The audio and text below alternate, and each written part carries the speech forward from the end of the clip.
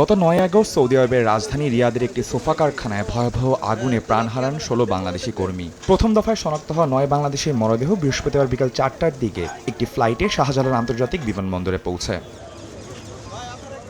স্বজনদের আহাজারিতে ভারী হয়ে ওঠে বিমানবন্দরের পরিবেশ। একমাত্র উপার্জনক্ষম ব্যক্তিকে হারিয়ে অনিশ্চয়তায় পরিবারগুলো। আকামা করে সুপার কারখানা ঢুকছে, ঢোকার ৮ মাস হচ্ছে, কোনো বেতন পায় নাই। বেতন পাবে সোমবারের দিন, রবিবারের দিন এই দুর্ঘটনা ঘটছে। এদের দেখার মতো কেউ নাই, এদের ফ্যামিলিতে কোনো পুরুষ বলতে কিছু নাই। পুরুষ বলতে একজন আছে, সেটা হচ্ছে আমার যে নাতিটা ৮ মাসের, আর কেউ নাই। সরকারের কাছে একটাই আবেদন, রেমিডিস যোদ্ধার পরিবারকে যেন তারা সহযোগিতা দেয়। ছেলে আমার আর একটা আছে, ম্যাট্রিক পাস, ও শোচনীয়।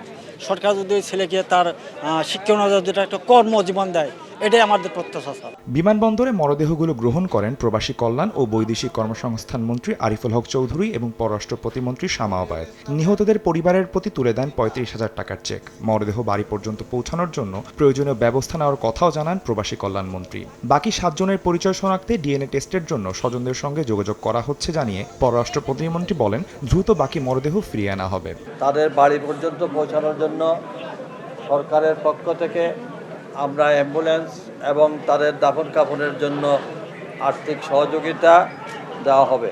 আরও ৭ জনের ডেড বডি এখনও আনা বাকি আছে, তাদের শনাক্ত চলছে। শনাক্ত করার জন্য একটা ডিএনএ টেস্ট করতে হবে, তাদের পরিবারের সাথে যোগাযোগ করা হয়েছে।